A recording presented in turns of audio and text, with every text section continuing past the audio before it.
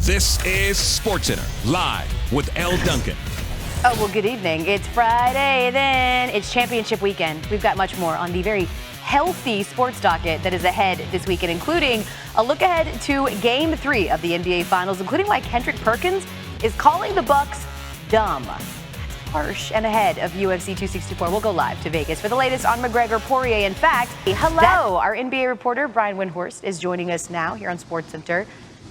We know that they took the 2-0 series lead, and we know that this team has been pretty spectacular. Of course, I'm talking about the Suns, Windy. But what stands out about the way that the Suns have jumped out to this commanding lead? Look, Elle, I don't want to start a historical conversation here, but Devin Booker and Chris Paul are playing as good as... Watching that game going, they just have absolutely no answer. And how can you? 113 points in the series for Devin Booker and Chris Paul combined. To your point, that is the most for a backcourt through the first two games of finals since they started tracking those kinds of numbers in 1971. What other factor, Windy, do you think might be coming into play when it comes to the Suns team? So a lot of things are going the Suns' way, it seems. Not the C word with this team. Are they charmed, Windy? Listen, behind every good championship run, right, is talent and also a little bit of good fortune on your side. Windy is going absolutely nowhere. He's going to talk a little bit about Damian Lillard's future in Portland coming up here on the show. What has been done before, people have overcome that 2-0 deficit. Can the Bucks follow suit? Our NBA analyst Kendrick Perkins joined us now from Phoenix. And I want to remind the people at home a little bit about your resume, Perk. You've been in 5 NBA finals. And earlier today, you called the Bucks the dumbest team in finals history. Why do you believe that to be the case?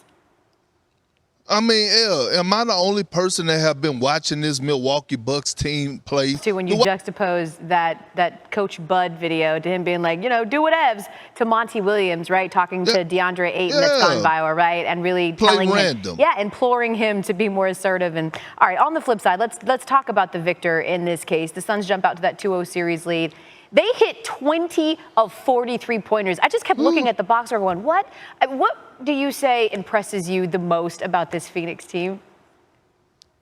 Well, it's their unselfishness. It's going to blow your mind here now.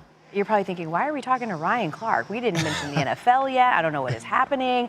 Well, let's just say this. Ryan Clark's man is a jack of all trades. He knows much. And he has a new show with Daniel Cormier. It's called DC and RC. You can see it on ESPN+. You even have a little bug. Look, you have a little TV, like a little promo bug. I know you're a huge MMA fan, all right? Mm-hmm. So I want you to tell the good people at home who's going to win tomorrow night and why you think so.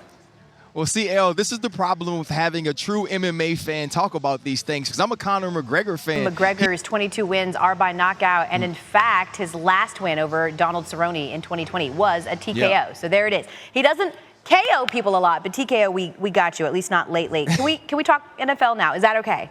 Okay, we can go to that now. This year. So I want to do a little boomer bust with you right now with these topics. I'm going to start there with the Patriots.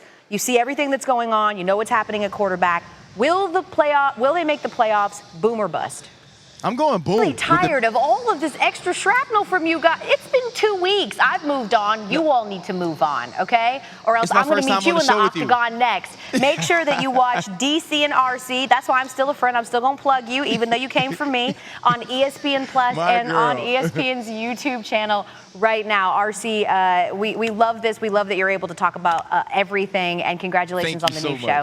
All right, RC. I appreciate you. So in 1936, the first black finalist at the National Spelling Bee was not even allowed to stay in the same hotel as the rest of the spellers. And then last night, 8th grader Zaila Avant-Garde spelled her way into the history books, becoming the first African-American winner of the Scripps National Spelling Bee. And spelling, well, it's a side interest. Michelle Steele has tonight's SportsCenter report. Let's bring in our NBA report. By the way, we heard that from Russell Wilson. We've heard that from a lot of people this year. I didn't say it. NBA reporter Brian Windhorst is back with us now. And I do, just for the folks at home, the Neil that you just heard Dame Dollar referencing there is the Blazers GM, Neil Olshey. Okay, so Windy, he's been asked about his future in Portland more times than I can count. So what seems to be so different about his response this time? We leave things in interpretation, then we end up having Twitter investigators, T-shirt investigators, trying to glean anything out of anything that Dame Dollar says over the next few months. We'll certainly see Brian Windhorst with the latest. He does have the Olympics at hand first. Thanks for joining. Play. Speaking of typically, this is where my co-host Kevin DeGandhi would say, hey, Elle, what are your picks for this week? But he's not here, so I'll just say them anyway.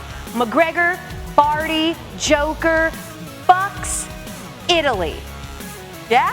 Put it on record. UFC Live is coming live from Vegas next.